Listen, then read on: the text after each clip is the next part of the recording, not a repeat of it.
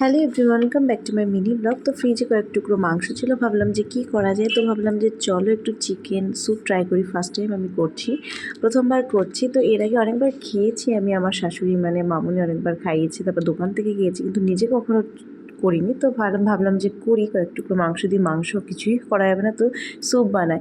তো প্রথমে মাংসটাকে একটু সেদ্ধ করে নিয়েছিলাম, তারপরে একটুখানি জলটাকে আলাদা করে, মাংসগুলো আলাদা করে, তারপরে জলটার মধ্যে মাংসগুলো দিয়ে একটু সোয়া সস, ভিনিগার, একটু লেবুর রস, একটু বাটার দিয়েছিলাম, নুন দিয়েছিলাম, গোলমরিচের গুঁড়ো দিয়েছিলাম। তো কিছুদিন আগে পিৎজা খেয়েছিলাম, তো একটা অরিগ্যানো আর চিলি ফ্লেক্স ছিল। তো ভাবলাম যে এগুলো জানি না খাটে কিনা, তো আমি আমার মন মতো করে দিয়ে দিয়েছিলাম। তো দেখলাম খুবই টেস্ট হয়েছিল, খুবই ভালো হয়েছিল। একটু লেবুর রস দিয়েছিলাম, তো আর একটা ডিম ফাটিয়েছিলাম। ভাবলাম যে এরকমভাবে তো আসে না, কালারটা একটুখানি সাদা সাদা আসে, তো ডিম দিতে হয়, তো একটা ডিম ফাটিয়ে দিয়েছিলাম। তো আমার রেডি হয়ে গেছে, কিন্তু খেতে কিন্তু খুব সুন্দর হয়েছিল।